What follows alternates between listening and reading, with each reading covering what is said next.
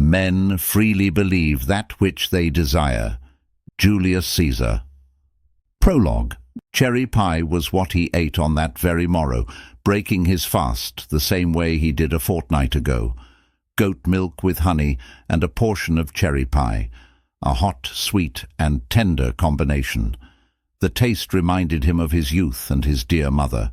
He loved her more than any riches and plunders he had obtained throughout the years, although he did not exactly remember how young he was when the gods took her from him.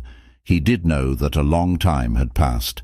Now her face was a shadow in his mind, a distant ghost that always skulked about in times like this.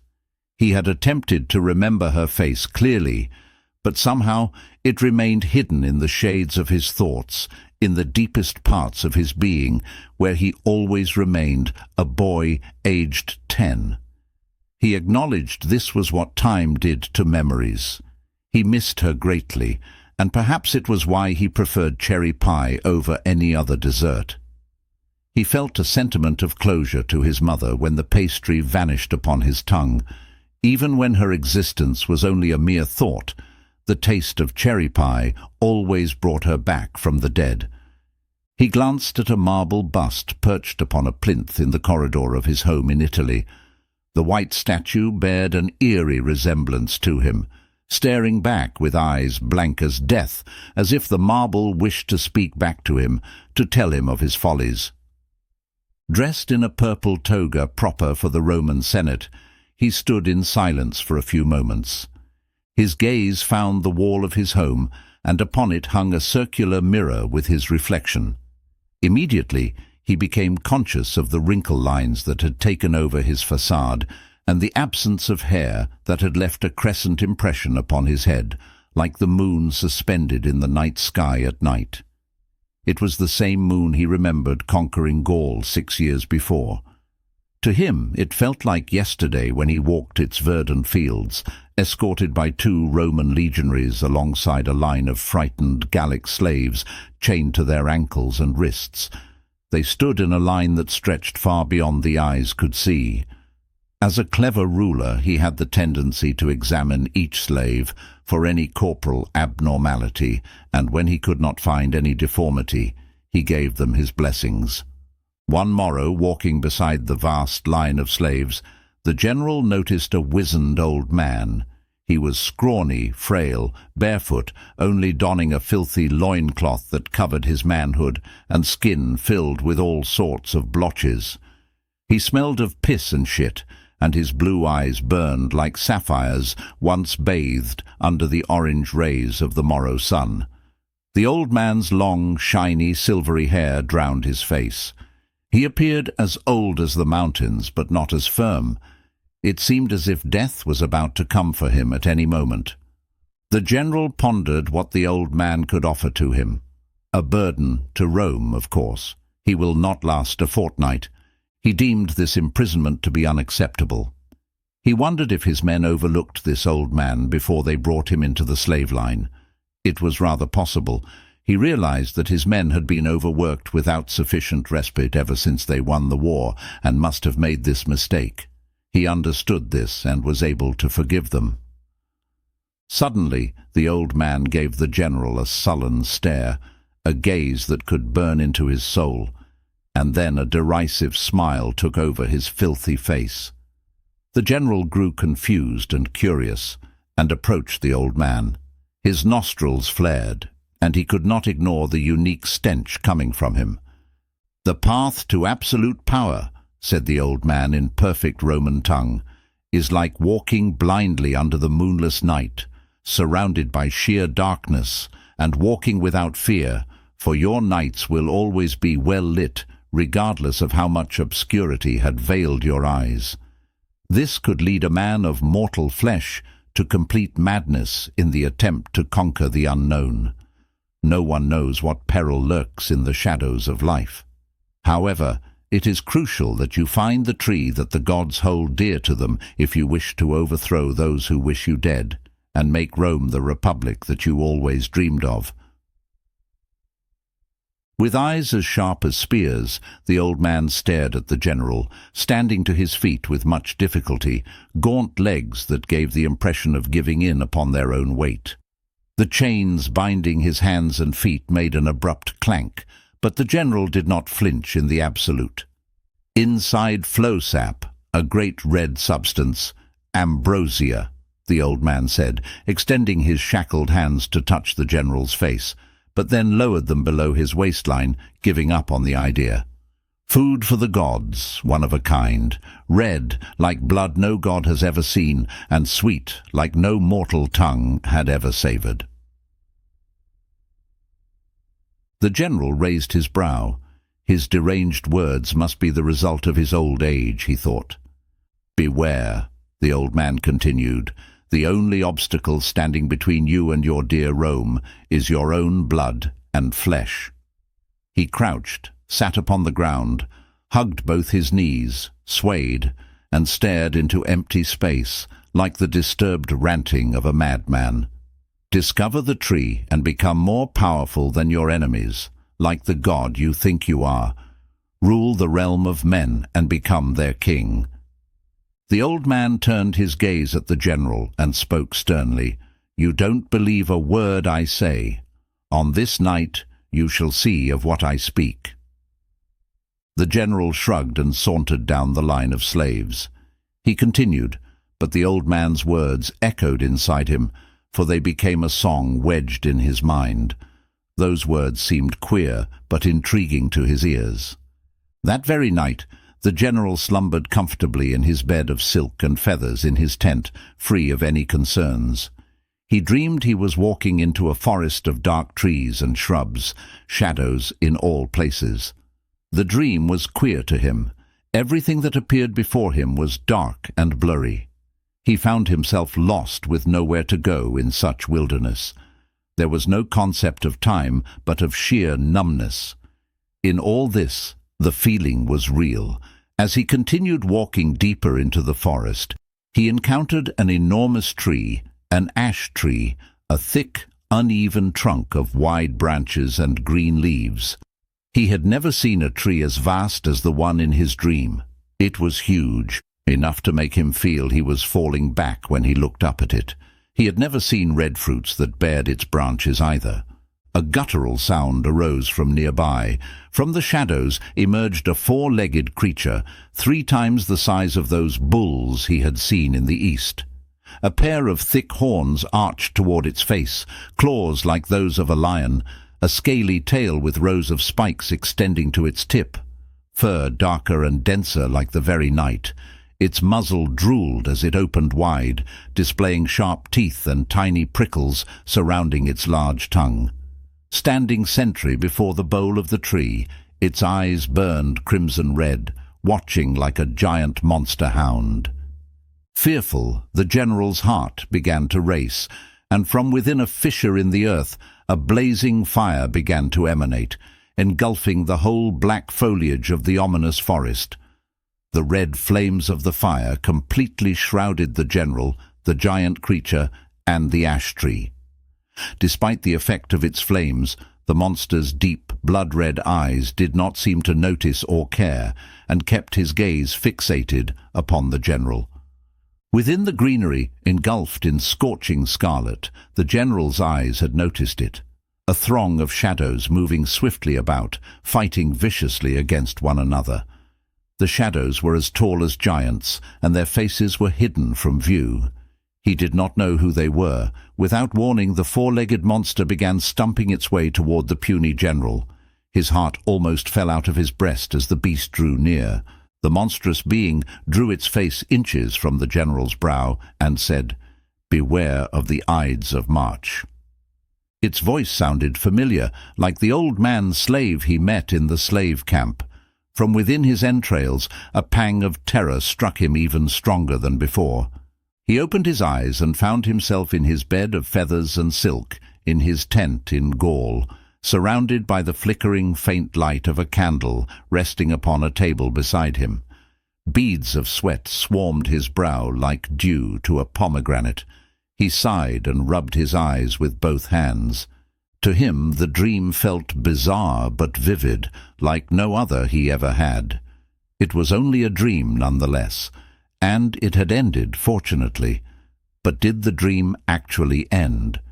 "The slaves," the general said to a legionary who stood guard outside his tent. "An old man amongst them spoke to me yestermorning in the camp. I wish to see him. Take me to him at once." "My lord," the legionary slowly turned to face him, "you have instructed not to enslave the elderly. We have followed your orders to the letter." The general still insisted. He knew what he saw and who he spoke to that very morrow. He wished to speak with the old man again to ask him about the meaning of his dream the previous night. Even though the general did not believe in omens, enchantments, or the sorts, what the old man said intrigued him greatly. He might have become a believer that very day, after all, wishing to seek for the truth. After the general reached the slave camp, he discovered the legionary had been speaking the truth. He could not find the old man amongst the slaves, not a single old person in sight, only young men, women, and children chained to their ankles and wrists, with eyes filled with fear and hopelessness. 3 fortnights had passed, and the general did not hear of the old man. He had vanished without a single explanation of how it may have happened. Was it a figment of my own mind? Did I possibly imagine him? He thought he was dreaming.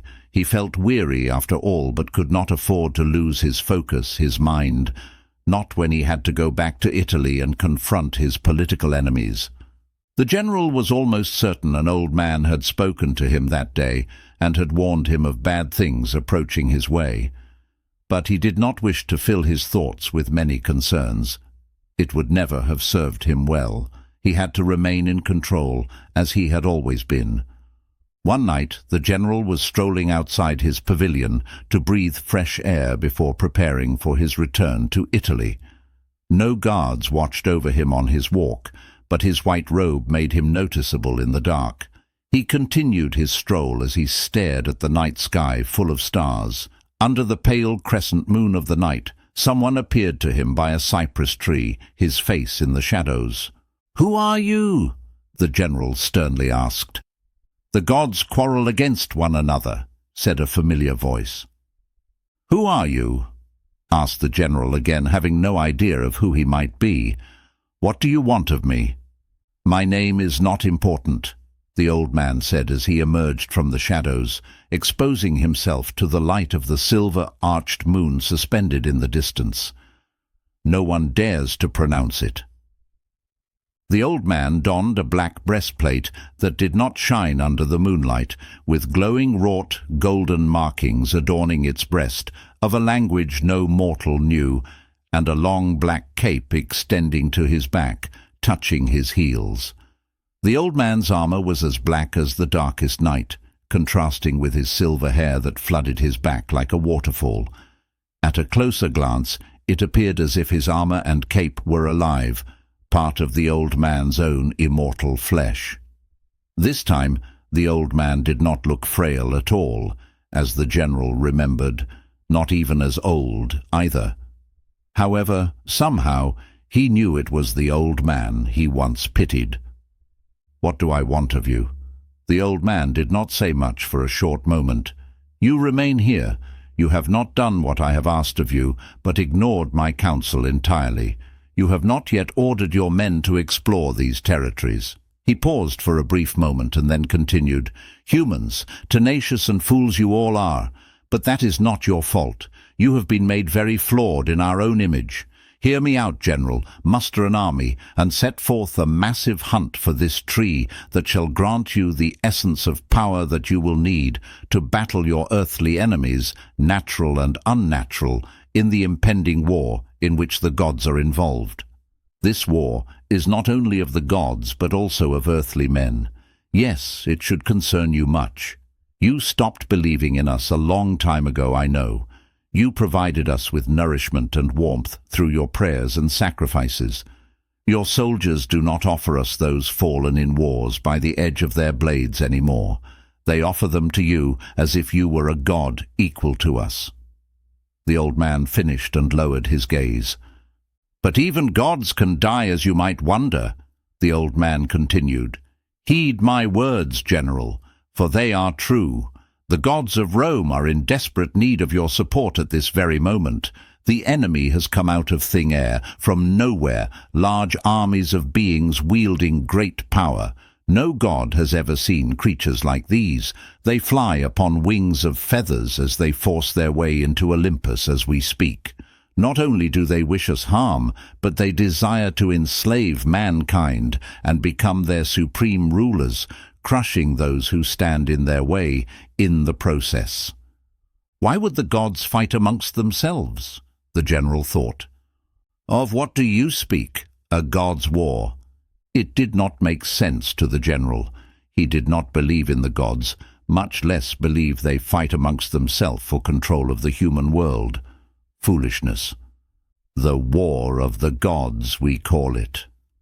Is this some kind of jape? Fretful, the general took a few steps back. Did Pompey send you to mock me, or perhaps to murder me? He began to breathe laboriously. I won't be killed easily, I assure you. You have many enemies indeed, the old man said almost in a whisper, for I have glimpsed at Nona, Decima, and Morta. Before the blades of the invaders reached my flesh, I was able to escape, but they could not harm the three sisters, though, for their existence is of a different nature than those of men and the gods. I have learned the exact moment when Morta will nip your thread with her abhorred shears. I have peeked into your own destiny, the way it might be if I have not intervened. My counsel could possibly change everything, but I do not promise you anything. Your future does not appear favorable, General. Heed my words. Find this tree, consume its fruit, and with its seeds, muster the army that will lead you to victory. Slay your enemies and offer the dead to our names. Perhaps it is pointless to go against the fates. The old man, with an earnest stare, stood right before the general, dwarfing him like a mountain to a vale. The general noticed that the blotches on the old man's face were gone, as well as his frailness. His skin suddenly smelled of sulphur, which the general found strange. Concerned, the general slightly recoiled, gripping a silver dagger hidden within his robe. If your words are true, where is this tree you speak of? The tree's location is not known to anyone, mortal or gods. We could have won this war some time ago had we only known where to find it. What I know is that the tree dwells in the realm of the mortal world of man. Only the demiurge knew of its location. However, he chose death at the hands of his children rather than surrender such power to them. Parents almost always know what their children are capable of, but they ignore the signs altogether. The old man curled his hand into a fist and stared at the general, eyes glimmering white and azure.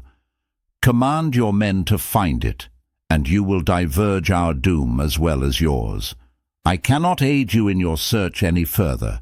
The intruders are searching for me at this moment. Time is against us. If you are a seer, continued the general, holding a tight grip upon the hilt of his dagger concealed within his robe, do not trouble yourself trying to convince me that my future is already written. I forge my own destiny, whoever you may be.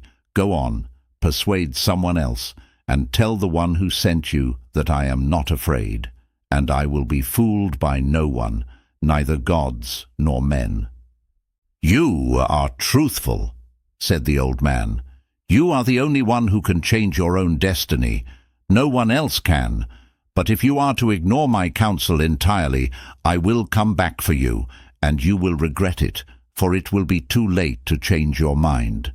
Most of your kind is wrong about light and darkness. Light is not always good, and darkness is not always wicked.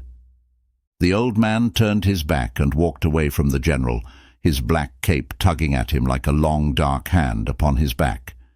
He then stopped and stared into the night sky with enthrallment. It has been so long, perhaps 2 centuries, since I have stopped to cherish a beautiful night of darkness in the world of men, the only darkness I have actually adored. It is a different kind. It is peaceful and hopeful. It has always filled me with joy.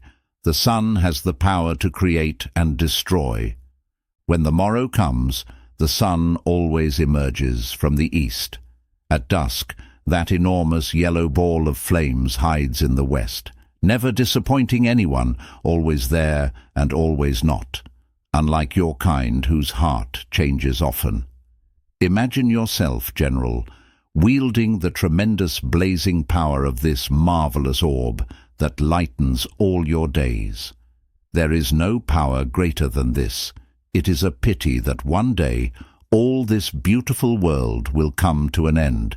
It doesn't matter. The general stared at him with puzzled eyes, wanting to believe every word the old man said, releasing the hilt of his dagger suddenly. "Ah, yes," said the old man. You have been longing to ask me of the strange dream you had a few fortnights past, upon the day we first met. Let me ease you a little. That dream was the revelation of a battle fought here upon this earth by the gods and the invaders ages ago. The giant beast in your dream was the loyal guardian of the tree I am still bidding you to find before the fire destroyed the forest. No longer has a guardian watched the forest, for there is no forest left to watch. The ancient guardian had perished protecting it and died at the hands of two heroes of old. It does not matter now. Perhaps the journey of the prince might bring this full circle. The old man finished and immediately walked away, dwindling in the distance, until the pitch darkness of the night swallowed him whole. "Beware of the Ides of March, General." The voice of the old man reverberated in the dark, cold night. Confused by the man's final words, the general stood there, staring at the night that veiled him like his own robe. He gave the stars and night sky a smile filled with discomfort. Not knowing what decision to make, he followed the counsel of his heart, turned his back, and walked a few yards away into the camp to his pavilion. He sat in his chair and stared at the faint lights of 2 candles, contemplating his next move.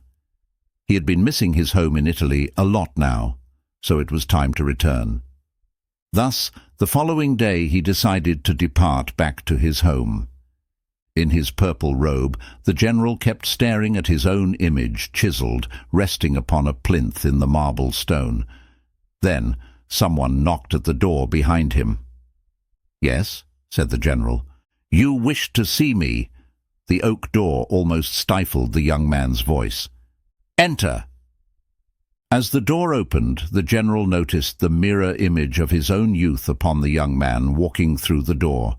It was his son. He had taken his temper after his mother, he thought, but those features are only mine. But, unlike the general, there was something unusual about his son. The young man maintained a sad gaze upon the ground as his father spoke. It appeared he felt ashamed of himself, glowing with much distrust.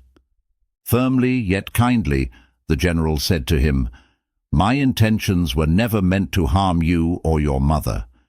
If I have ever wronged you in the past, before the eyes of Rome today, I choose carefully the words to express to you that I am deeply sorry. After the Senate has changed its mind about me and grants me the votes, I need to bring back Rome into the republic of our ancestors. I'd want to ask you to rule by my side." The young man's eyes flooded with tears, and his gaze was like 2 darts stabbing the general's eye. This had happened for the first time. His throat tightened, and rage took over him at once. Perhaps the rage he felt toward the general was the result of a decision he had reached some time ago. "I don't wish it. Not in 1,000 years, father!" he screamed. A line of tears flowed down his left cheek, and his right eye then followed. The general's face was expressionless at his son's sudden response, as if he was expecting it somehow. He knew that the young man was hurting inside and needed to make amends with him that very night. "Everything is forgotten," his son reproached. "What you have done to me and my mother is unforgivable, even before the eyes of the gods. We were never important to you. Never." He paused for a moment, then continued.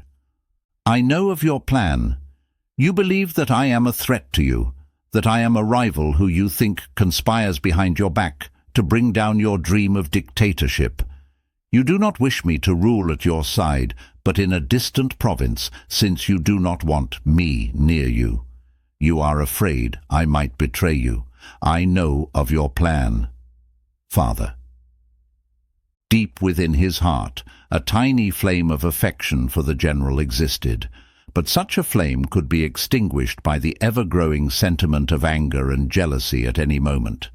The young man never considered the general his father, but a great rival.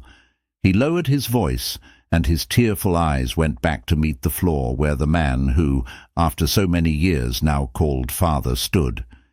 "Give it to someone else. I do not deserve it. Father." "But you are my son. I want you to be by my side." "Your bastard son, don't you forget!" The young man interrupted the general and burst out. "What can I do to make amends with you, son?" "Nothing." And then a vociferous silence engulfed the room. "You do not seem to be afraid of the gods. Men should never behave like the gods, or they might live to regret it." His son gave his back to the general, opened the door, and stepped out to never return to that place again. The Roman Senate invited the general to attend an assembly on the Ides of March a year later. By his seat, men gathered about, including his enemies. There was a strange smell of sulphur in the room, the general knew. It happened so suddenly, a crowd of men in robes surrounded him. The general stared at their hands, each holding shiny knives. The blades glimmered bright like earthly stars. To him, time stood still. He smelled a familiar fragrance, a unique scent that only a son would know, and then he saw clearly the face of his mother, singing lullabies to him, kissing his brow. Even the scent of flowers about her hair had returned to him for one last time, the warm and sweet taste of cherry pie. His toga turned from purple to scarlet in several heartbeats. His knees struck the floor first, and then his entire body. Eyes wide like two full moons, the general watched as the old man, fully armored in black, approached him through the horde of the fleeing crowd, untouched, unnoticed by anyone else. The pact between the gods and men that was made ages ago had been broken. The ultimate sin the gods abhorred greatly had occurred. Blood had been spilled wrongly. Nevertheless, the war was still fought in the stars and on earth. As many nations perished into oblivion by the steel of the victor, so did their gods. Who will win the war of the gods?